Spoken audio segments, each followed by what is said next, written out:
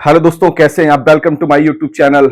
आपको विद्युत चैप्टर पढ़ाया जा रहा है। इलेक्ट्रिसिटी में भी स्थिर विद्युत पढ़ाया जा रहा है। स्थिर विद्युत के कुछ टॉपिक हम लोगों ने क्लियर किया है, जैसे आवेश का क्वांटीकरण, quantization of the charge, Coulomb का नियम, कुलाम्स लॉ। उसके बाद और हमने क्या क्या किया है, और हम लोगों ने विद्युत क्षेत्र की बात की है। हम लोगों ने विद्युत क्षेत्र की तीव्रता और बल में क्या संबंध होता है उस पर बात की है। उसके बाद हम लोगों ने डिस्कस किया था, किसके बारे में किया था कि परमिटिविटी ऑफ फ्री स्पेस, मतलब विद्युतशीलता, निर्वात की विद्युतशीलता का क्या मतलब है, और क्या बोलते हैं हम लोगों ने माध्यम की विद्युतशीलता, फिर कुछ क्वेश्चन भी हमने किए थे। तो इसी प्रकार से हम लोग आगे धीरे धीरे बढ़ रहे हैं, और उसमें आपकी सहभागिता बहुत भरपूर मिल रही है। इसके लिए मैं आपका कोटि कोटि धन्यवाद देता हूं। और हम लोग मिल करके चीजों को सॉल्व करेंगे। मैं अकेले सॉल्व नहीं कर पाऊंगा, पहले बता दे रहा हूं आपको। क्यों? क्योंकि गुरु और शिष्य एक दूसरे के पूरक होते हैं। आपके बिना मैं अधूरा हूं, मेरे बिना आप अधूरे हैं। तो क्यों ना हम लोग मिल करके चीज़ों को अच्छे से डीपनेस के साथ, कॉन्सेप्ट के साथ चीज़ों को पढ़ें, पढ़ाएं, और उसके बाद आने वाले समय में एक समाज को एक नई दिशा दें। आप जब आगे चल करके अपने किसी स्टूडेंट को पढ़ाते हैं तो उसको भी लगेगा कि हाँ, मतलब आपने किसी से पढ़ा था, और चूंकि किसी से पढ़ा था एज वेल एज आपके अंदर अच्छी योग्यता थी। ठीक है दोस्तों, तो हम लोग थोड़ा सा कुछ क्वेश्चन को पहले सॉल्व करते हैं। और मैंने जैसे कि अ, आगे मैं बढ़ने से पहले पहले कुछ ना मैं थोड़ा सा आपसे कुछ बात करना चाहता हूँ। जैसे हम लोगों ने क्या क्या बात किया था, मैं फिर से एक बार रिपीट कर दे रहा हूँ, थोड़ा सा आपको रिमाइंड करा दूं। 10 मिनट हम लोग थोड़ा सा बात कर लेंगे। क्या बात किया था हम लोगों ने? विद्युत के बारे में। विद्युत के बारे में हम लोगों ने क्या बात किया था कि विद्युत क्या है, एक प्रकार की ऊर्जा है, ये भी ठीक है। विद्युत क्या होता है, एक बृहद अवधारणा है, ये भी ठीक है। विद्युत को समझने के लिए हमने क्या किया था, एक कंघी लिया था, ठीक है, और छोटे छोटे कागज के टुकड़े लिए थे। हमने यह कहा था कि जब कंघी का बाल से संपर्क नहीं हुआ तो वह क्या है, उदासीन है, ठीक है। लेकिन जब उसके बाद उसका संपर्क हो गया कंघी का बाल से, हमने रगड़ दिया, रबिंग कर दिया, तो वो क्या हो गया, आवेशित हो गया। अब उसके अंदर क्या आ गया, एक गुण आ गया। क्या गुण आ गया कि छोटी छोटी वस्तुओं, जो मतलब जो कागज के छोटे छोटे टुकड़े हैं, पीस ऑफ पेपर, उसको अपनी ओर आकर्षित कर सकता है। उसके इसी गुण को हम क्या कहते हैं, विद्युत कहते हैं। हम लोगों ने विद्युत में बात किया था कि हम लोगों ने विद्युत में यह बात किया था कि जैसे विद्युत जैसे स्थिर विद्युत, और क्या है, स्थिर विद्युत के बारे में हम लोगों ने बात किया था, ठीक है। और एक विद्युत धारा, सॉरी, विद्युत में स्थिर विद्युत के बारे में हम लोगों ने बात किया था। स्थिर विद्युत में हम लोगों ने क्या कहा था कि जो हम स्थिर विद्युत में जो पढ़ेंगे वह कैसा पढ़ेंगे कि आवेश कैसे होगा, स्टेशनरी कंडीशन में होगा, मतलब आवेश रुका हुआ होगा, मतलब आवेश क्या होगा, गतिमान नहीं होगा, मतलब आवेश मोशन में नहीं होगा, ठीक है। उसके बाद अगर हम बात करते हैं, ठीक है, धारा विद्युत की, ठीक है, करंट इलेक्ट्रिसिटी, तो धारा विद्युत में हम क्या पढ़ेंगे कि जिसमें आवेश क्या होगा, गतिमान होगा, ठीक है। उसके बाद अभी उसकी बात हम नहीं करेंगे, अभी हम लोग बात स्थिर विद्युत की कर रहे हैं, जिसमें आवेश हमारा क्या होगा, रुका हुआ होगा, स्टेशनरी कंडीशन में होगा, रेस्ट कंडीशन में होगा, ठीक है। उसके बाद हम लोगों ने आवेश का क्वांटीकरण किया। तो आवेश का क्वांटीकरण का मतलब ये है कि सपोज करिए आप एक दुकान में जाते हैं, ठीक है, आप वहां से एक पेन मांगते हैं, तो ये बताइए वो पेन कैसे देगा, यही पेन देगा ना। ऐसा तो है नहीं कि इसका यहाँ से तोड़ करके यहाँ से तोड़ करके आपको देगा, ये तो पूरा देगा ना। पूरा होने का मतलब क्या हो गया, कंप्लीट फॉर्म। कंप्लीट फॉर्म मतलब हो गया इंटीग्रल मल्टीपल। तो मैंने आपको क्या लिखवाया था आवेश के क्वांटीकरण में कि जो क्या बोलते हैं, एक वस्तु से दूसरे वस्तु में आवेश का जो स्थानांतरण होता है, चाहे एक वस्तु के अंदर जो आवेश होता है वह किस रूप में होता है, डिस्क्रीट पैकेट के रूप में होता है। डिस्क्रीट पैकेट का मतलब होता है कि कंप्लीट फॉर्म में होता है। कंप्लीट फॉर्म का मतलब होता है टुकड़ों में नहीं होता है। आप कभी नहीं सुनेंगे, आप यह सुनेंगे कि हाँ, किसी पे आवेश कितना है, 2 इलेक्ट्रॉन, 5 इलेक्ट्रॉन, 6 इलेक्ट्रॉन, 8 इलेक्ट्रॉन। आप कभी नहीं सुनेंगे कि 0.5 इलेक्ट्रॉन, 9.5 सॉरी, है ना। मैं क्या कहना चाहता हूँ, थोड़ा सा यहाँ पर आप समझिएगा। जैसे मान लीजिए मैं ये कह रहा हूँ कि अगर आप किसी कोई कोई वस्तु है मान लीजिए, और इसमें अगर हम किसी आवेश की बात करें, या एक काम करते हैं, इस वस्तु से आवेश क्या हो रहा है, स्थानांतरित हो रहा है। क्या हो रहा है, स्थानांतरित नांतरित हो रहा है, ठीक है। तो जब स्थानांतरित होगा तो जैसे इससे निकल के जाएगा, मान लीजिए 2 ई, 5 ही निकल के जाएगा, 6 ही निकल के जाएगा। आप कभी नहीं सुनेंगे कि 0.5 ही निकल के गया, या 1/2 ही निकल के गया। आधा टुका की बात ही नहीं रहेगी, जब भी बात रहेगी कंप्लीट फॉर्म की बात रहेगी। तो मैंने आपसे यह कहा था कि Q बराबर क्या था, प्लस माइनस एन ही था। इसी को हम लोगों ने क्या कहा था, आवेश का क्वांटीकरण कहा था। और हमने यह कहा था कि जो एन है, एन क्या है, एक पूर्णांक है। पूर्णांक का मतलब हो गया 0, 1, 2, इधर धनात्मक, और इधर -1, -2 ऋणात्मक, मतलब एन की वैल्यू यह होगी, ठीक है। उसके बाद हमने यह भी कहा था आपसे कि जो आवेश होंगे, प्लस माइनस का मतलब क्या है, एक बार जैसे प्लस लेते हैं आप, तो मतलब आवेश क्या है, धनात्मक भी हो सकते हैं, और माइनस लिया आपने मतलब आवेश ऋणात्मक भी हो सकते हैं। तो आवेश दो प्रकार के होते हैं, धनात्मक आवेश और ऋणात्मक आवेश, ये भी बात क्लियर हो गया था। उसके बाद हमने यह कहा, क्या कहा था कि किसी वस्तु से दूसरी वस्तु में अगर आवेश का स्थानांतरण हो रहा है तो वह इलेक्ट्रॉन पर आवेश के पूर्ण गुणज के रूप में होगा। इलेक्ट्रॉन पर आवेश का मतलब क्या है, ये जो ई दिख रहा है आपको, इसको क्या बोलते हैं, इलेक्ट्रॉन पर आवेश, जिसकी वैल्यू कितनी होती है, -1.6 इंटू 10⁻⁻19 कूलम, ठीक है ना, 19 कूलम, ठीक है। यह क्या होती है आपका, यह इलेक्ट्रॉन पर क्या होता है, आवेश होता है, ठीक है।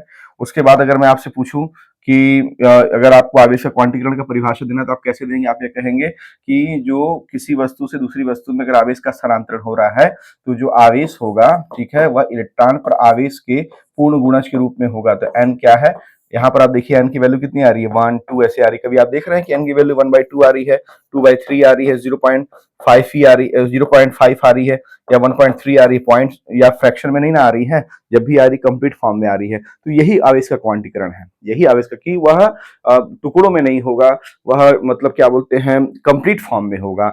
आवेश का अगर स्थानांतरण एक दूसरे ऑब्जेक्ट से दूसरे ऑब्जेक्ट में होगा, एक वस्तु से दूसरी वस्तु में होगा, तो वह किस फॉर्म में होगा, कंप्लीट फॉर्म में होगा, पूर्ण गुणज के रूप में होगा, डिस्क्रीट पैकेट के रूप में होगा। तो इसी को आवेश का क्वांटीकरण कहा था हम लोगों ने। दूसरी बात फिर हमारी आपकी क्या बात हुई थी, हमारी आपकी यह बात हुई थी कि जब हम कूलाम का नियम की बात कर रहे थे, तो कूलाम के नियम में हम लोगों ने क्या कहा था कि अगर दो बिंदु आवेश हैं तो उनके बीच जो लगने वाला बल है उनके गुणनफल के अनुक्रमानुपाती, उनके बीच की दूरी के वर्ग की व्युत्क्रमानुपाती होती है। तो हम लोगों ने एक फार्मूला पाया था, वह फार्मूला क्या था, याद होगा आपको, F बराबर था 1/4πε0 और Q1 Q2 upon r square की बात हुई थी। उसके बाद मैंने यह कहा था कि अगर दो बिंदु आवेश के बीच में अगर क्या है, निर्वात है, मतलब कोई माध्यम नहीं है, तब तो आप ε0 लिखेंगे। अगर मान लीजिए इनके बीच में क्या है, माध्यम है, कोई मीडियम है, जैसे वाटर है, चाहे ऑयल है, कुछ भी है, तो F बराबर क्या हो जाएगा, 1/4πε0 तो रहेगा, एक के लग जाएगा, ठीक है, और Q1 Q2 upon r square, ठीक है।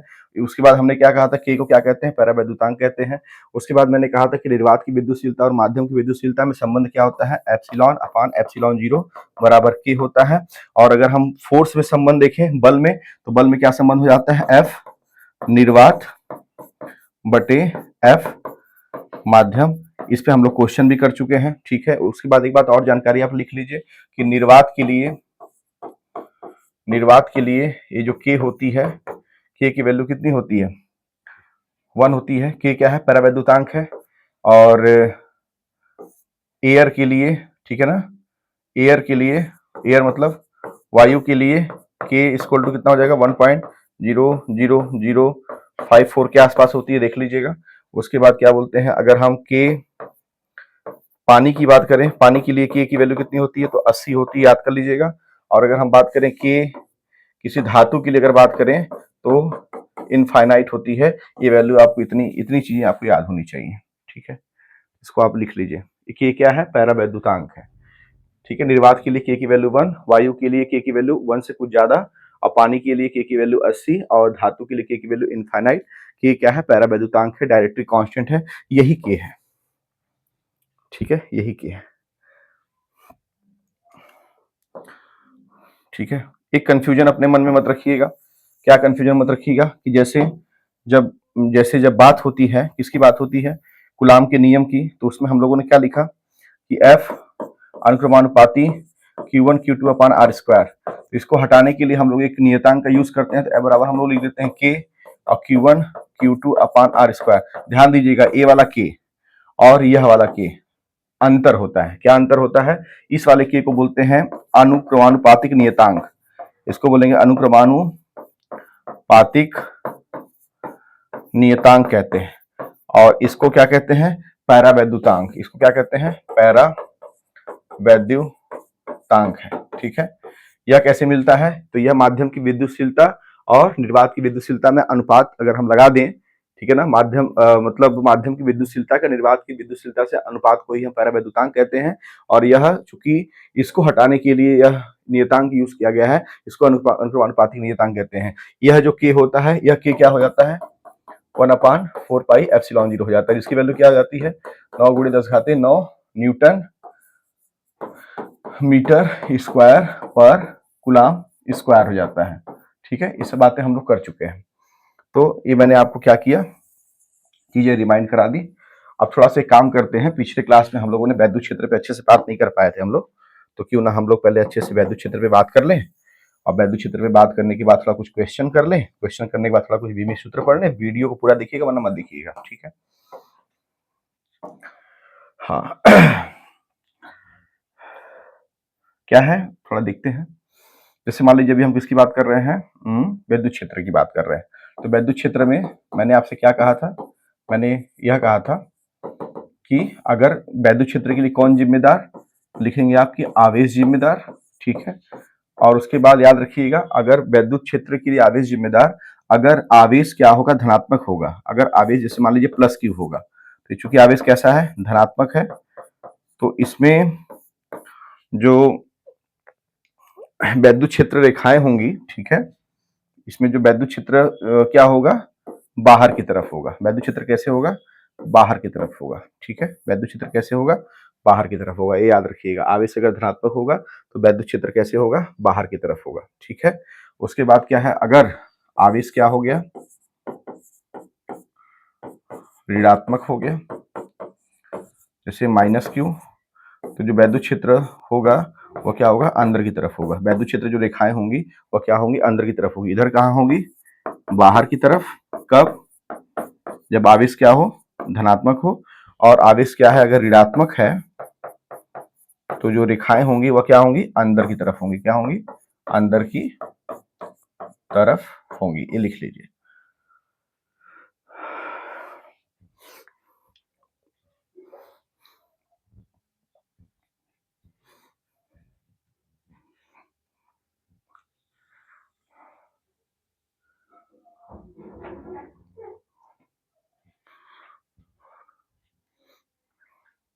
ठीक है। उसके बाद जब हम लोगों ने वैद्युत क्षेत्र के बारे में यह कहा था कि वैद्युत क्षेत्र के लिए कौन जिम्मेदार, तो आवेश जिम्मेदार। और हमने यह कहा था कि भाई वैद्युत क्षेत्र होता क्या है, तो वैद्युत क्षेत्र के बारे में हमेशा याद रखिएगा कि आवेश के चारों तरफ का वह क्षेत्र, ठीक है, किसी आवेश के चारों तरफ का वह क्षेत्र। जैसे मान लीजिए आवेश हम ले लेते हैं, ठीक है, एक आवेश हमने ले लिया, ठीक है, और इसके चारों तरफ का वह क्षेत्र जहां पर अगर हम किसी दूसरे आवेश को रख देते हैं और वह क्या अनुभव कर रहा है, बल का अनुभव कर रहा है, बल का अनुभव कर रहा है, ठीक है, तो उस क्षेत्र को क्या कहते हैं, विद्युत क्षेत्र कहते हैं। मैं बहुत अच्छे से पॉइंट टू पॉइंट लिखवाने में इंटरेस्ट नहीं ले रहा, क्योंकि कक्षा 12 के बाद आपको चूंकि काफी आगे चल करके लेक्चर ही सुनना है और नोट्स बनाना है, तो क्यों ना कल की तैयारी आज से हो जाए। तो मेरे प्रिय विद्यार्थियों, आपको हाँ एक बात और बताना चाहता हूं मैं आपसे कि कूलाम के नियम में याद रखिएगा कि जैसे अगर दो धन आवेश हैं, दो धन आवेश हैं, तो इनके बीच में प्रतिकर्षण होगा। अगर ये बात समझ में नहीं आती है तो बस इतना याद रखिएगा, दो धन आवेश मतलब लड़का और लड़का, और आपको पता है कि लड़का लड़का की शादी नहीं होती, तो लड़का लड़का दूर हटते हैं, ठीक है। और एक प्लस क्यू और एक माइनस क्यू, ठीक है। तो जाहिर सी बात है, एक धन है एक ऋण है, इसका मतलब क्या हो गया कि अपोजिट चार्जेस हैं, डिफरेंट चार्जेस हैं। तो एक हो गया लड़का और एक हो गई लड़की, और इनके बीच में शादी होगी, मतलब ये आपस में क्या हो गया, शादी हो, मिलते हैं तभी ना शादी होता है, ठीक है। भाई एक दूसरे से मिलते हैं तभी ना शादी होता है। लड़का लड़का थोड़ी मिलते हैं, एक मंडप में बैठते हैं क्या लड़का लोग, नहीं मिलते, बैठते हैं क्या, नहीं बैठते हैं। लड़का लड़का नहीं मिलते हैं, तो लड़का लड़का नहीं मिलते हैं मतलब दूर हटते हैं, दूर हटने का मतलब प्रतिकर्षण हो गया। लड़का लड़की मंडप में बैठते हैं मतलब मिलते हैं, मिलते हैं का मतलब शादी होता है, शादी होता है मतलब जब एक धनात्मक है और एक ऋणात्मक है। समझ में आया, मतलब दो अपोजिट चार्जेस हैं, ठीक है। तो प्लस क्यू माइनस क्यू क्या हो जाएगा, आकर्षण हो जाएगा। क्या हो जाएगा, आकर्षण हो जाएगा। चलिए इसको लिख लीजिए, ठीक है। कभी सुने हो कि लड़का लड़का का शादी होता है, क्यों नहीं होता है, क्योंकि दोनों सेम है। डिफरेंट रहेंगे तभी उनके बीच में आकर्षण होगा। लड़का लड़का में आकर्षण होता है, सुने हो, अट्रैक्शन कब होता है, लड़का लड़की में ही होता है, ठीक है। इतना तो जानकारी होना चाहिए, कॉमन सेंस की बात है। तुम भी कहोगे सर इतने सीरियस क्यों पढ़ा रहे हैं। अभी इस समय थोड़ा सोचता हूँ कि मतलब पहले आपको तैयार कर दूं, फिर हम लोग बैठ के खाना खाएंगे ना। कहाँ हम मना कर रहे हैं, हम नहीं मना कर रहे हैं, थोड़ा पढ़ा दूं पहले, अच्छे से हो जाइए, पढ़ लीजिए खूब अच्छे से, बात करेंगे। वैद्युत क्षेत्र के बारे में मैंने क्या बताया कि आवेश के चारों तरफ का वह क्षेत्र जहां पर कोई जैसे ये आवेश है, इसके चारों तरफ का वह क्षेत्र जहां पर कोई दूसरा आवेश बल का अनुभव कर रहा है, तो क्या कहेंगे? वैद्युत क्षेत्र कहेंगे। फॉर एग्जाम्पल दैट, कि जैसे मान लीजिए आप अपने क्षेत्र में खूब दबदबा रखते हैं और आपके क्षेत्र में अगर मान लीजिए कोई गया, अगर वो मतलब एक बल का अनुभव कर रहा है, बल का अनुभव का मतलब कि उनको कोई बता रहा है कि नहीं आपको ऐसे चलना है, ऐसे करना है, यहाँ जाना है, आपको इतना बोलना है ऐसा, तो वो क्या करेगा? बल का अनुभव करेगा। तो चूंकि पहले तो बल का अनुभव नहीं कर रहा था, लेकिन आपके एरिया में जैसे ही आया बल का अनुभव करे, तो आप क्या हो गए? आवेश हो गए, और आपका जो एरिया क्या हो गया? वैद्युत क्षेत्र हो गया। और जो सामने वाला व्यक्ति है वह क्या हो गया? दूसरा आवेश हो गया। क्या अनुभव करने लगा? बल का अनुभव करने लगा। तो ठीक है दोस्तों, इस प्रकार से हम लोगों ने यह समझ लिया। वैद्युत क्षेत्र के बाद अगर हम वैद्युत क्षेत्र की तीव्रता की बात करें, वैद्युत क्षेत्र की तीव्रता की बात करें, तो हमने कहा था कि वैद्युत क्षेत्र की तीव्रता को ई से रिप्रेजेंट करते हैं, और ई क्या है? एक सदिश राशि है। ये हमारी बात हो चुकी है, मैं थोड़ा रिवीजन करवा दे रहा हूं आपका, और कोई बात नहीं। ई क्या है? सदिश राशि है, वेक्टर क्वांटिटी है। ई क्या है? सदिश राशि है, वेक्टर क्वांटिटी है। अच्छा चलिए ठीक है।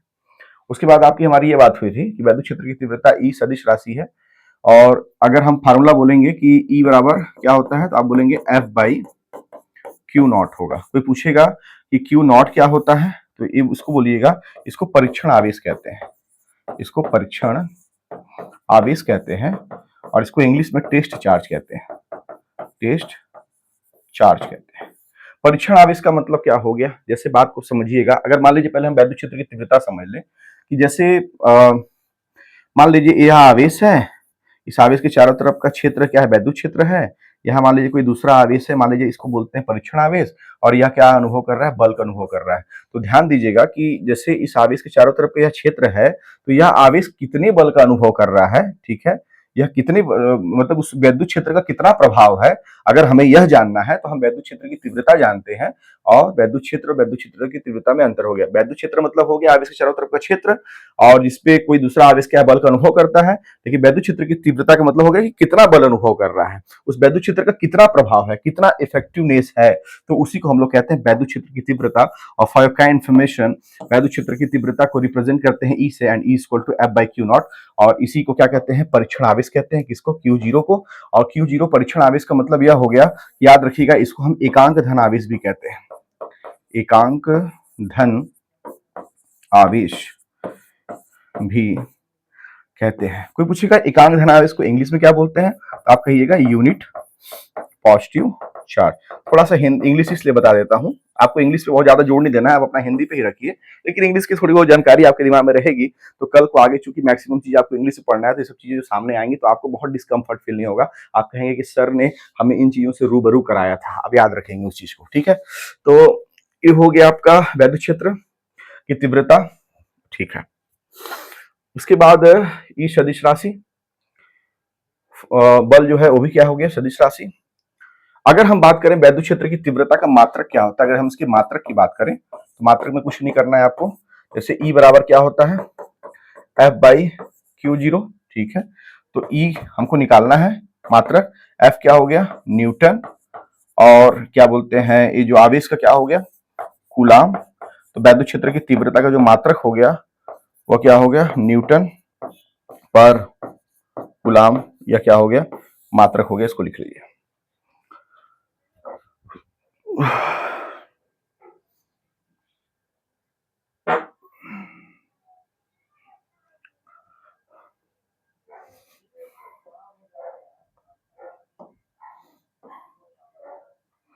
ठीक है।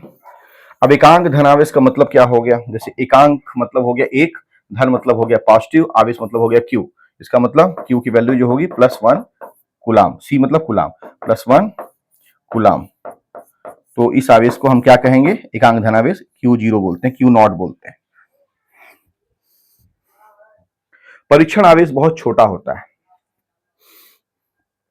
परीक्षण आवेश बहुत छोटा होता है,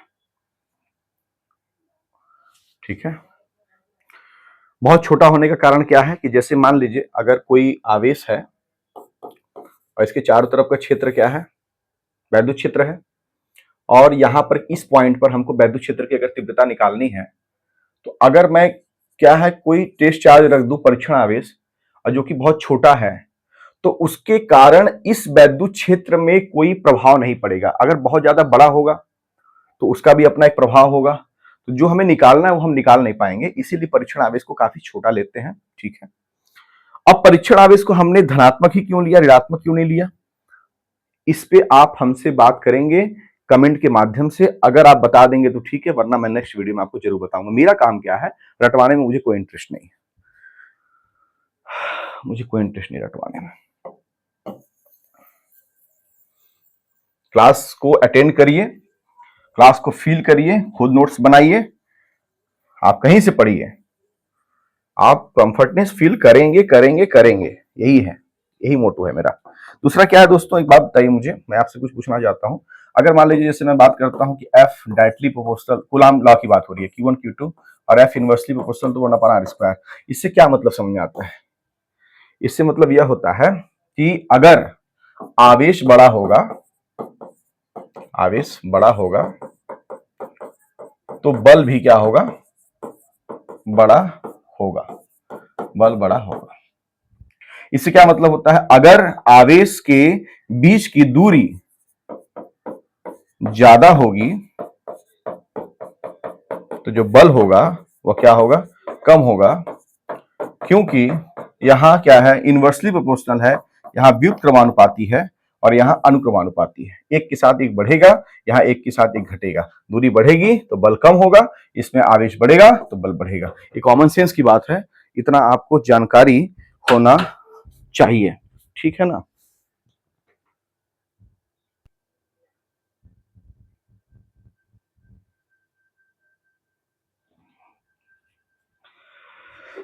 तो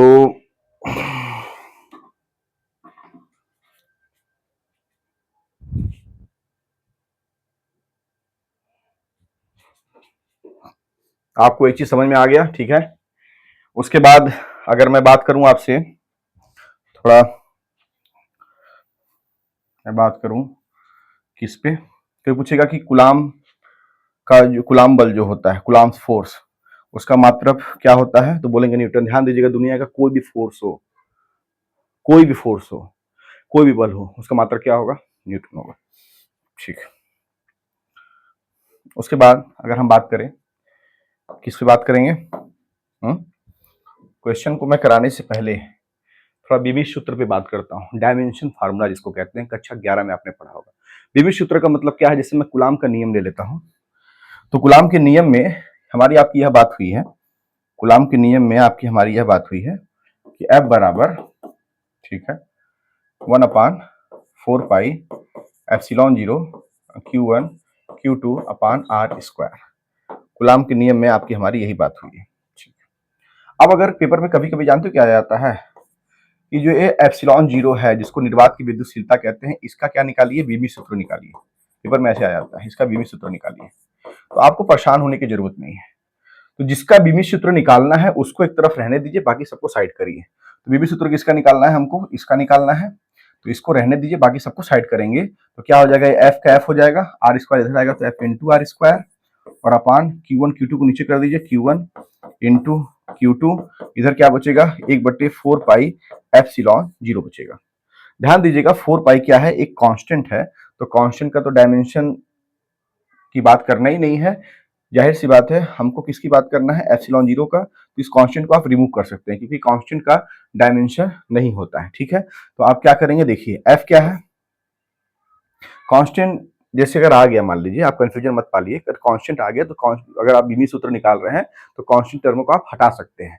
तो हटा सकते हैं, क्या हटाना ही है, तो 4 पाई को हटा दीजिए, हट गया, तो यहाँ कितना बचेगा, यहाँ बचेगा 1/एप्सिलॉन 0 बचेगा। अब चूंकि हमको निकालना एप्सिलॉन 0 का है, न कि 1/एप्सिलॉन 0 का है, तो ये चला जाएगा ऊपर और 1 आ जाएगा नीचे, तो ये वाला भी चला जाएगा ऊपर और ये वाला आ जाएगा नीचे। तो ये ऊपर चला जाएगा तो क्या हो जाएगा, Q1 Q2 अपान क्या हो जाएगा, F इंटू r², और इक्वल टू ये कितना हो जाएगा, एप्सिलॉन 0/1, और 1 आप हटा सकते हैं। चलिए अब आपको इसका निकालना है, देखिए क्लियर हो गया, तो अब इसका निकालिए। तो Q1 Q2, तो ध्यान दीजिएगा I बराबर होता है Q/T, धारा पढ़े हैं, आवेश प्रवाह की दर को विद्युत धारा कहते हैं, तो I बराबर क्या होता है, Q/T। यहाँ से जब Q निकालेंगे तो क्या आ जाएगा, Q बराबर I इंटू T। तो Q की जगह हम क्या लिख देंगे, Q की जगह हम क्या लिख देंगे, ध्यान दीजिएगा, अब Q बराबर IT अगर आ गया तो I का अगर आप निकालेंगे डायमेंशन तो A होगा, और टी का निकालेंगे तो टी होगा। तो मतलब यहाँ पर क्यू कितने बार है, 2 बार है, तो 80 इंटू 80 मतलब ए स्क्वायर टी स्क्वायर। तो यहाँ कितना हो जाएगा, इसको ऐसे लिखेंगे हम, देखिए ए टी ऐसे, एक हो गया आपका ए, क्लियर हो गया आपका Q1, फिर ए टी, ये हो गया Q2, और F कितना है, फोर्स है, और फोर्स का हम लोगों ने पढ़ा है क्या, F बराबर क्या होता है m इंटू ए, और m का क्या होता है m, ए का हो जाएगा एल टी पावर -2, ये हो जाएगा आपका एम एल टी पावर -2, और इंटू आर स्क्वायर का हो जाएगा एल स्क्वायर। ठीक है, चलो तो ए इंटू ए कितना हो जाएगा, ए स्क्वायर टी स्क्वायर हो गया। ठीक है, और m का m लिखते हैं, l का l स्क्वायर में करेंगे कितना आएगा, l क्यूब, t पावर -2 है तो t पावर -2। ठीक है, अब सॉल्व करिए, तो कैसे करेंगे, एक काम करिए, m वाला टर्म है और कोई m वाला टर्म तो है नहीं, तो m को ऊपर ले जाइए, m की पावर यहाँ क्या है 1 है, ऊपर जाएगा तो क्या हो जाएगा m की पावर -1। ठीक है, t की पावर 2 है तो t की पावर 2 रहने दीजिए। देखिए ध्यान दीजिएगा, यहाँ पर भी -2 है, तो चूंकि डिवाइड हो रहा है तो एक माइनस लगेगा, और चूंकि पहले से -2 है तो ब्रैकेट में ऐसे -2 कर दीजिए। ठीक है, और उसके बाद ए स्क्वायर है, तो ए स्क्वायर का ए स्क्वायर आप रहने दीजिए, और एक क्या एल क्यूब है, एल क्यूब ऊपर चला जाएगा तो कितना हो जाएगा, एल पावर -3 हो जाएगा। तो ये आपका इतना हो गया। अब यहाँ देखिए ध्यान से, एम पावर -1 और टी के पावर 2, माइनस माइनस प्लस 2 2 4, और ए स्क्वायर है तो ए स्क्वायर, और एल पावर -3 है तो एल पावर -3। ए आपका जो हो गया, ए डायमेंशन आ गया, मिमी सूत्र आ गया किसका, एप्सिलॉन जीरो निर्वात की विद्युतशीलता का। इसको लिख लीजिए, इसको ऐसे निकालना है आपको। अगर कोई चीज छूट जाता है, वीडियो को रिवर्स करके आप देख सकते हैं।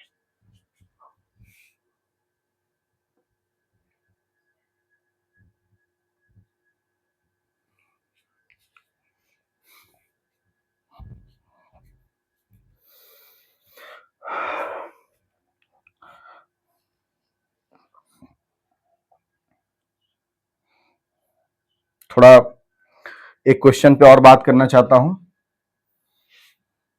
यह क्वेश्चन किससे रिलेटेड है, ये आपके वैद्युत क्षेत्र की तीव्रता से रिलेटेड है। कैसे सॉल्व करेंगे अभी मैं बताता हूं आपको। ठीक है दोस्तों, घबराना नहीं है, साथ साथ चलेंगे और हम लोग जीतेंगे। ठीक है, मैं नहीं जीतूंगा, आप जीतेंगे, मैं मतलब हम लोग मिल के जीतेंगे। मेरी जीत आप पे डिपेंड करती है। आपको क्या लगता है, आप बस इतना जानिए ना कि जैसे हम लोग चीजों को बहुत आराम से एक एक चीजों मतलब एक एक चीजों को ना अपने दैनिक जीवन में उतारते हुए हम लोग चीजों को समझेंगे। मैं आपको रटवा सकता था कि परीक्षण आवेश रट लो, टेस्ट चार्ज, एकांक धनावेश। प्रश्न उठता है कि सर क्यों धनावेश, प्रश्न उठता है सर क्यों छोटा। तो छोटा तो मैंने बताया, धनावेश क्यों है, ऋणावेश भी तो हो सकता है, हाँ हो सकता है। तो कब हो सकता है, क्या हो सकता है, अगर मैं कह रहा हूँ हाँ हो सकता है तो आप मुझे साबित करिए कि सर आप गलत बोल रहे हैं कि हाँ हो सकता है। आप मुझे कमेंट बताइए, नहीं बताएंगे तो फिर मैं आपको बताऊंगा, आप चिंता मत करिए। ठीक है ना,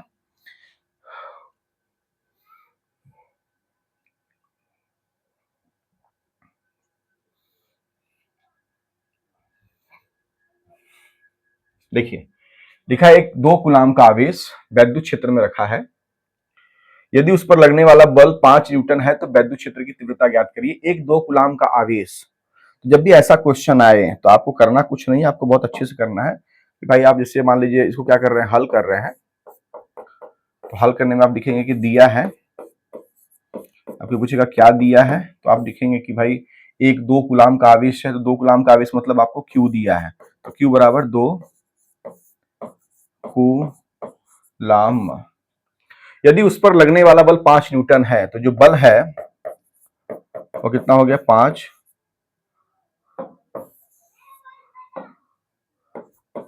न्यूटन हो गया। बल मतलब क्या हो गया, एफ हो गया। अब हमसे वैद्युत क्षेत्र की तीव्रता पूछ रहा है, तो एक बात बताइएगा, अगर हमको आवेश पता है, बल पता है, और हमसे ई पूछ रहा है, वैद्युत क्षेत्र की तीव्रता पूछ रहा है, तो इनके बीच में क्या संबंध होता है, तो इनके बीच में संबंध हमको पता है कि चूंकि हम जानते हैं कि ई बराबर होता है एफ बटे क्यू। ठीक है, तो ई क्या है आपका, निकालना है। एफ कितना दिया है, 5 दिया है, क्यू कितना दिया है, 2 दिया है, ई बराबर कितना हो जाएगा, 2.5 हो जाएगा। और ई का मात्रक अगर आपको नहीं पता तो ई बराबर, अगर आपको एफ बटा क्यू पता है तो एफ का होता है न्यूटन, और बटे मतलब पर, और क्यू मतलब कूलाम, तो इसका हो जाएगा न्यूटन पर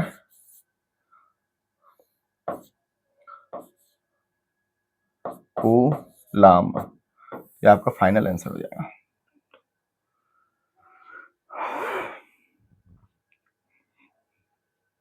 ऐसे सॉल्व करना है क्वेश्चन को, ठीक है। चलिए, आफ्टर दैट अगर मैं बात करूं और कैसे क्वेश्चन हो सकते हैं, थोड़ा हम लोग पहले चलते हैं।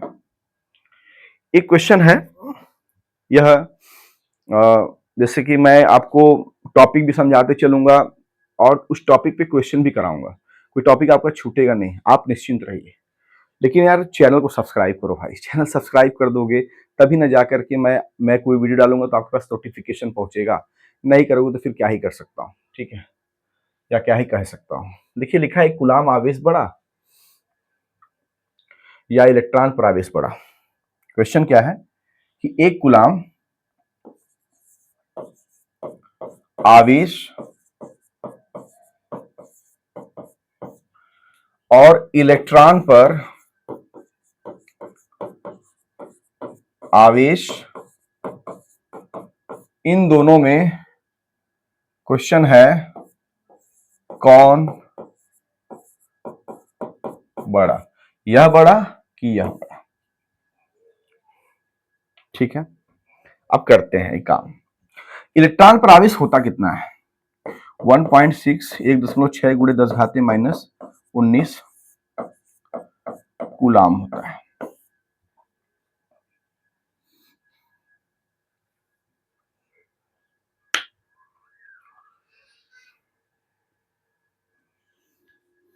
ठीक है,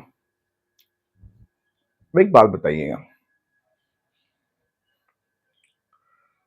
एक कूलाम आवेश और इलेक्ट्रॉन पर आवेश, फार्मूला क्या होता है, Q बराबर प्लस माइनस NE होता है। ये बात को क्लियर है, ठीक। एक कूलाम आवेश का मतलब क्या है, Q की वैल्यू दी हुई है, ठीक है, Q की वैल्यू दी हुई है कितना, 1, एक कूलाम दी हुई है। चलिए, प्लस माइनस को थोड़ी देर के लिए आप इग्नोर करिए, थोड़ी देर के लिए, कि यहां पर आवेश धनात्मक ऋणात्मक इसकी बात नहीं करना है, अभी यहां बात करना है कि एक कूलाम आवेश बढ़ा कि इलेक्ट्रॉन पर आवेश बढ़ा। और इसको मैं डायरेक्ट लिख देता हूं NE, तो NE को लिख सकता हूं N इंटू E। चलिए, तो एक कूलाम बराबर N इंटू E कितना होता है, E दिया हुआ है, होता है E होता है कितना, 1.6 इंटू 10 घाते माइनस 19। अब मुझे आप ही बताइए, अगर मैं लिख दूं 6 बराबर 3 गुणे 4, तो 4 बड़ा कि 6 बड़ा, तो जाहिर सी बात है 6 बड़ा। क्यों, क्योंकि 4 छोटा है, इसलिए क्योंकि 4 का गुणा किसमें, 3 पे करने पर, सॉरी, जैसे 12 बड़ा कि 4 बड़ा, क्वेश्चन ये है कि 4 बड़ा कि 12 बड़ा, तो जाहिर सी बात है 12 बड़ा। क्यों 12 बड़ा, क्योंकि 4 तो है ही, लेकिन 4 का जब 3 में हम गुणा कर रहे हैं तब हमको 12 मिल रहा है, तो इलेक्ट्रॉन पर आवेश तो इतना है ही। अब इलेक्ट्रॉन पर आवेश, इलेक्ट्रॉन पर जो आवेश है उस पर जब हम n का गुणा कर रहे हैं तब हमको आवेश मिल रहा है। इसका मतलब ये हो गया कि एक कूलाम आवेश, एक कूलाम आवेश बड़ा होगा इलेक्ट्रॉन पर आवेश की। चलिए, इस क्वेश्चन को ऐसे सॉल्व करेंगे हम।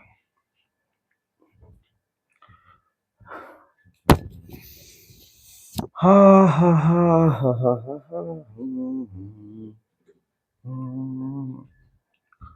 चलिए, क्वेश्चन है, एक अल्फा कण पर कितना आवेश होता है, एक अल्फा कण पर 1 अल्फा पार्टिकल या 1 अल्फा कण पर कितना आवेश पूछ रहा है। तो पहली बात जानकारी होनी चाहिए अल्फा कण के बारे में। तो अल्फा कण के बारे में याद रखिएगा कि अल्फा कण के पास 2 प्रोटॉन होते हैं और 2 न्यूट्रॉन होते हैं। अल्फा कण के पास 2 प्रोटॉन होते हैं और 2 न्यूट्रॉन होते हैं। और आपको यह भी पता है कि एक क्या बोलते हैं, प्रोटॉन जो होता है वो धनात्मक आवेश होता है, ये भी पता है आपको। और एक प्रोटॉन को अगर हम आवेश के रूप में लिखते हैं तो हम प्लस ई लिखते हैं, तो दो प्रोटॉन को हम लिखेंगे तो कैसे लिखेंगे, प्लस दो ई लिखेंगे। और हमसे पूछ रहा है एक अल्फा कण पर कितना आवेश होता है, तो जाहिर सी बात है Q इक्वल टू फार्मूला क्या हो जाएगा, क्या हो जाएगा फार्मूला, N इंटू ई, ठीक है। Q इक्वल टू फार्मूला क्या हो जाएगा, N इंटू ई, ठीक है। अच्छा, उसके बाद ये बताइए कि आपको जैसे पता है कि एक प्रोटॉन पर चूंकि आवेश पूछ रहा है तो न्यूट्रॉन से तो मतलब होगा नहीं, मतलब तो प्रोटॉन से ही होगा। अब प्रोटॉन कितने हैं, दो प्रोटॉन है, तो दो प्रोटॉन मतलब क्या हो गया, प्लस दो ई हो गया। तो प्लस दो ई को क्या बोलते हैं, इलेक्ट्रॉन पर आवेश बोलते हैं। होता कितना है, 1.6 into 10 to the power minus 19 coulomb होता है। इसका इसमें क्या करेंगे, गुणा करेंगे, तो 1.6 गुणे 2 करेंगे तो 3.2, चूंकि प्रोटॉन है तो प्लस, और into 10 to the power minus 19, 10 के घाते माइनस 19 कूलाम, या क्या आ गया आपका, अल्फा पार्टिकल पर कितना आवेश होता है आ गया, एक अल्फा पार्टिकल पर कितना आवेश होता है आ गया।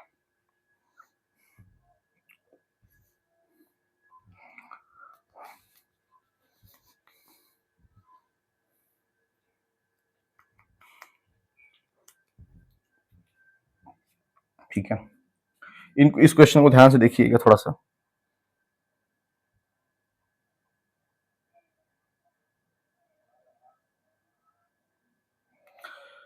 लिखा है दो बिंदु आवेश क्रमशः plus two e plus four e है और उनके बीच की दूरी आर है। तो पहले इस लिख लेते हैं, हल करना है, ठीक है भैया, हमको करना है। और दो बिंदु आवेश है प्लस दो ई, तो एक काम करते हैं, प्लस दो ई ये हो गया, थोड़ा सा फिगर बना लेते हैं, और ये प्लस फोर ई हो गया, ठीक है।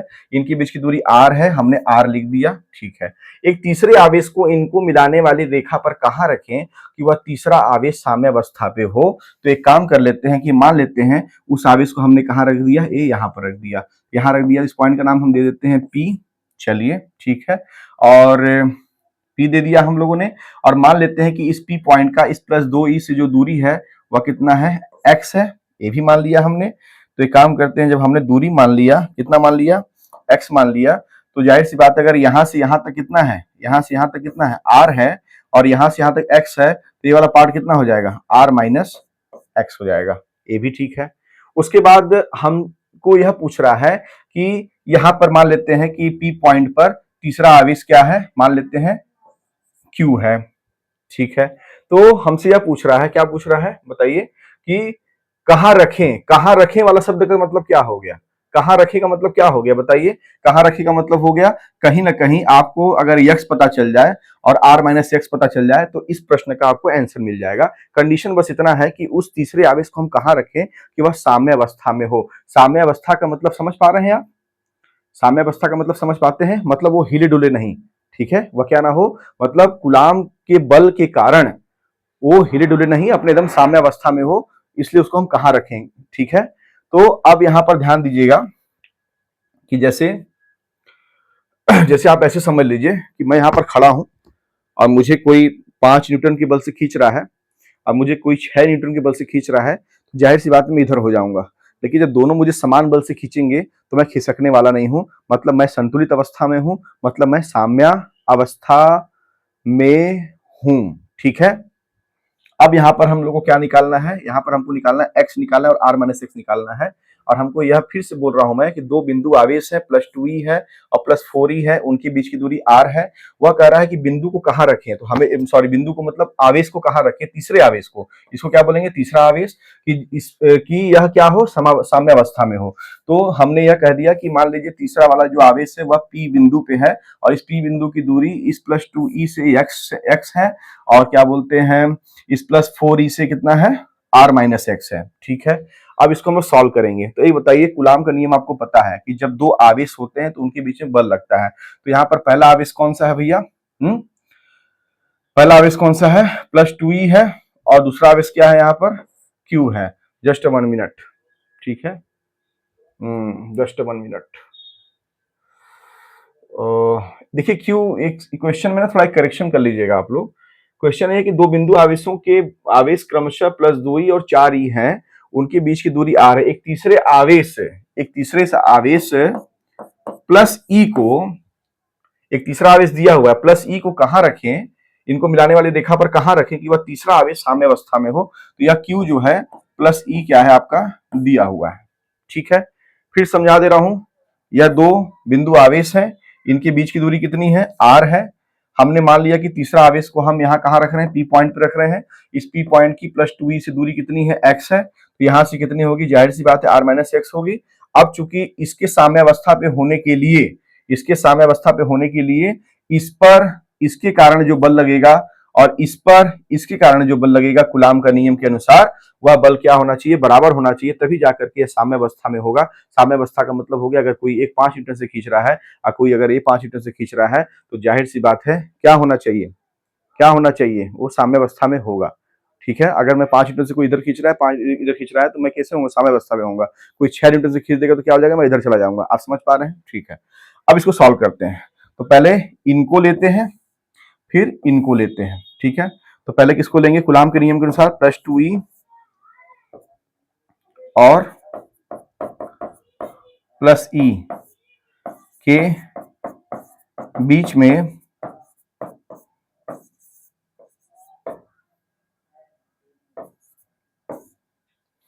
कूलाम फोर्स, बीच में बल मतलब कूलाम फोर्स, बीच में बल कितना हो जाएगा, F बराबर F1 मान लीजिए कितना हो जाएगा, 1/4 पाई एप्सिलॉन 0 Q1 Q2 मतलब plus 2e into e upon r square मतलब एक्स स्क्वायर, समीकरण नंबर 1। ठीक है, अब इनको ले लीजिए, तो प्लस 4e और प्लस ई के बीच में कूलाम का बल कितना हो जाएगा, F2 बराबर कितना हो जाएगा, 1/4 pi epsilon 0 plus 4e into plus e upon r square मतलब आर माइनस एक्स का होल स्क्वायर। ठीक है, अब चूंकि हम लिखेंगे कि साम्य अवस्था में होने के लिए यह वाला बल और यह वाला बल बराबर होना चाहिए, तो लिखेंगे कि साम्य अवस्था में होने के लिए, साम्य अवस्था में होने के लिए बल बराबर होने चाहिए, बल बराबर होने चाहिए, मतलब F1 बराबर F2। F1 की वैल्यू यहां से रखिए, 1/4 pi epsilon 0 plus 2e into e upon x square, और यहां कितना हो जाएगा, 1/4 pi epsilon 0 plus 4e into plus e upon r minus x का स्क्वायर। सॉल्व करिए, ये कैंसिल हो जाएगा। ठीक है, 2e इंटू ई करेंगे तो कितना आ जाएगा, 2e स्क्वायर आ जाएगा और अपान आ जाएगा एक्स स्क्वायर आ जाएगा, बराबर 4e इंटू ई करेंगे तो कितना आ जाएगा, 4e स्क्वायर आ जाएगा और अपान आर माइनस एक्स का स्क्वायर आ जाएगा। ई स्क्वायर से ई स्क्वायर क्या हो जाएगा, कैंसिल हो जाएगा। ठीक है, और 2 1 कम 2 और 2 दूना 4, ये क्लियर हो गया। इसको आपने लिख लिया होगा, मैं इधर इरेज कर रहा हूं। ठीक है, क्योंकि मुझे क्या करना है, सॉल्व करना है। अब क्या करेंगे, कुछ छूट जाता है तो वीडियो रिवर्स करके आप देख सकते हैं। अब ध्यान दीजिएगा, ये कितना हो गया आपका, 1/x स्क्वायर और ये वाला कितना हो गया, 2/r माइनस एक्स का square, method of cross multiplication. तो इसका इसमें करेंगे तो कितना आ जाएगा, r माइनस एक्स का स्क्वायर आ जाएगा और बराबर यहाँ कितना आ जाएगा, 2x स्क्वायर आ जाएगा। इसको सॉल्व करिए, कैसे सॉल्व करेंगे, इसको ऐसे सॉल्व करिए, स्क्वायर को इधर ले जाइए तो क्या हो जाएगा, r minus x is equal to कितना हो जाएगा, √2x आ जाएगा। ठीक है, और यहां से फिर कितना हो जाएगा, r बराबर x को इधर ले जाइए तो √2x प्लस x हो गया। तो r बराबर क्या हो गया, x कॉमन ले लीजिए, √2 प्लस 1 हो गया। तो x बराबर क्या हो जाएगा, r बटे √2 प्लस 1 हो गया। तो आपने क्या निकाल दिया, x निकाल दिया। x का मतलब ये हो गया कि जो प्लस 2e से कितनी दूरी होना चाहिए, r बटे √2 प्लस 1 दूरी पे क्या होगा, होना चाहिए कौन, तीसरा आवेश, ताकि वह किसमें हो, साम्य अवस्था में हो। और दूसरी दूरी क्या थी, r माइनस एक्स थी। तो r माइनस एक्स की वैल्यू आपको पता चल गई, r बराबर बटे √2 प्लस 1, तो यह अपान हो गया 1, एलसीएम लिया √2 प्लस 1, ऊपर हो जाएगा √2 प्लस 1, यहाँ हो जाएगा R, यहाँ हो जाएगा R, और उसके बाद क्या बोलते हैं, इनमें क्या ले लीजिए आप, कॉमन ले लीजिए R, यहाँ कितना हो जाएगा √2 + 1 - 1 अपान कितना हो जाएगा √2 + 1, ये कैंसिल हो गया तो ऊपर कितना मिल गया हमको, ऊपर हमको मिल गया √2 R अपान √2 + 1। तो ये आपका हो गया कि +4e से जो दूरी होनी चाहिए इतनी होनी चाहिए, और +2e से दूरी इतनी होनी चाहिए, और +4e से दूरी इतनी होनी चाहिए। तो आप ये सब चीजों को लिख लीजिए, ठीक है।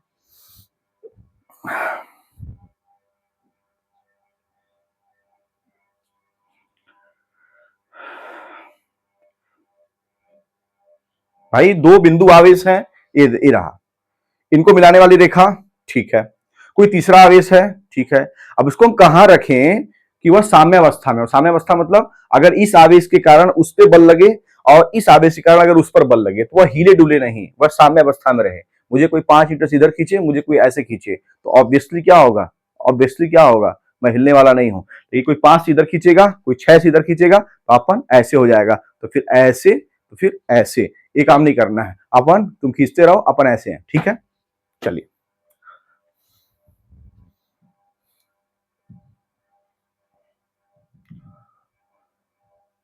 एक क्वेश्चन देखिए, क्वेश्चन क्या है, लिखा है एक संधारित्र के प्लेटों के बीच की दूरी 2 mm है, ठीक है।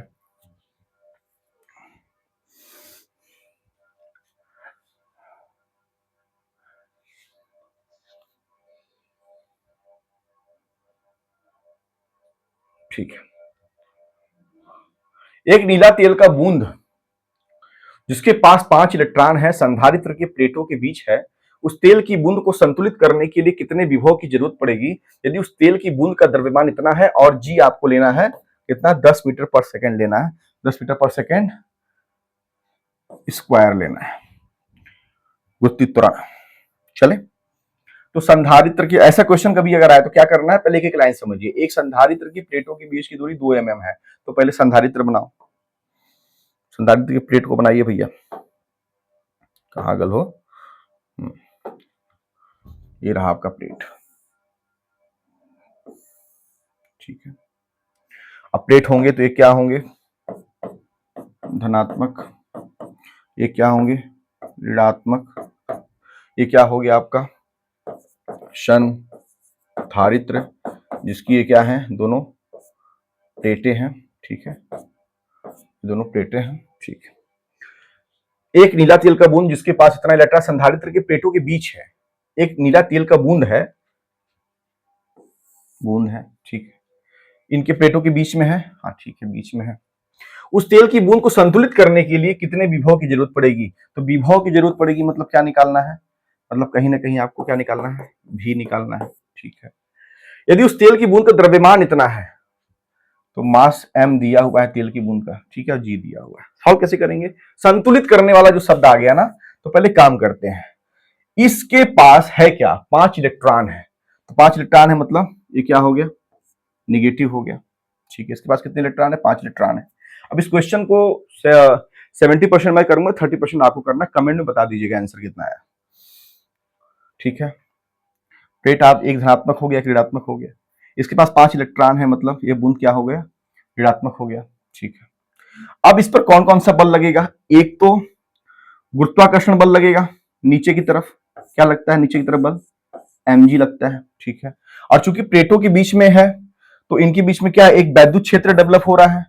अब चूंकि इसके पास 5 इलेक्ट्रॉन है, ये ऋणात्मक आवेश हो गया, तो ये भी एक बल का अनुभव करेगा, तो इस पे बल किधर लगेगा, तो जाहिर सी बात है, याद रखिएगा कि जब भी अगर ऐसा सिचुएशन अगर आपको देखने को मिले तो आपको पता है कि यह जो ऋणात्मक है, तो ऋणात्मक को प्लस वाला क्या है, खींचेगा, और माइनस वाला धक्का देगा, मतलब ये ऊपर की तरफ लगेगा।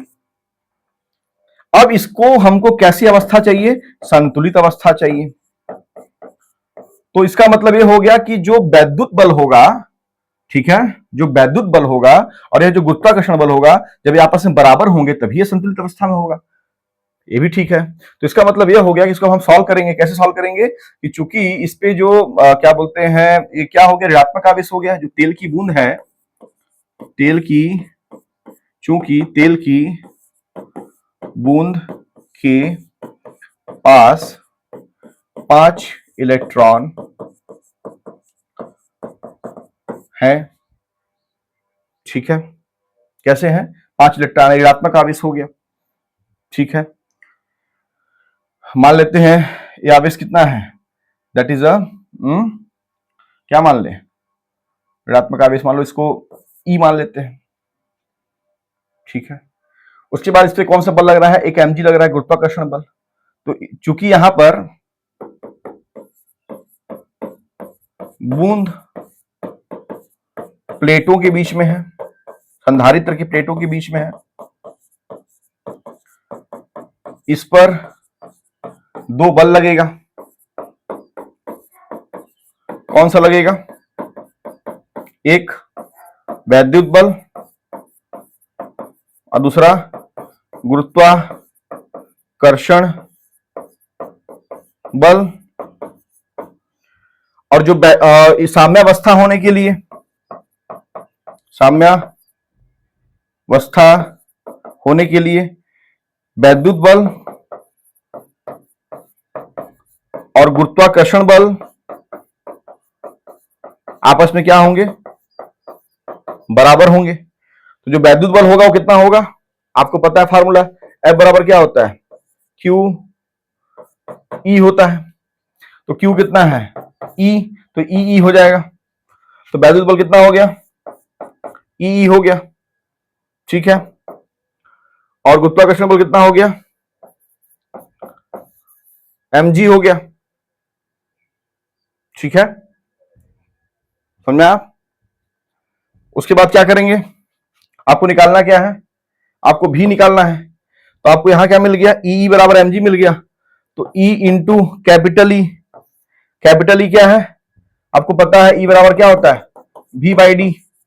तो लिखेंगे v by d is equal to क्या हो जाएगा, m इंटू जी हो जाएगा। आपको निकालना क्या है, v, तो v बराबर क्या हो जाएगा, d को उधर ले जाइए, तो m इंटू जी इंटू डी अपान ई हो गया। अब मुझे बताइए, आपको क्या m नहीं पता, m पता है। आपको क्या g नहीं पता, आपको क्या g नहीं पता, हाँ जी पता है।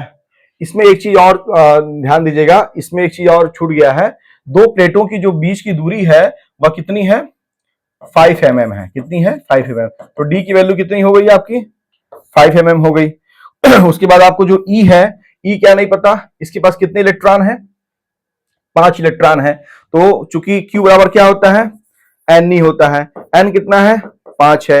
इलेक्ट्रॉन कितना है, 1.6 गुणे 10⁻−19 है। तो क्या निकल गया आपका, Q निकल गया। Q मतलब जो आपने E माना हुआ है, ठीक है।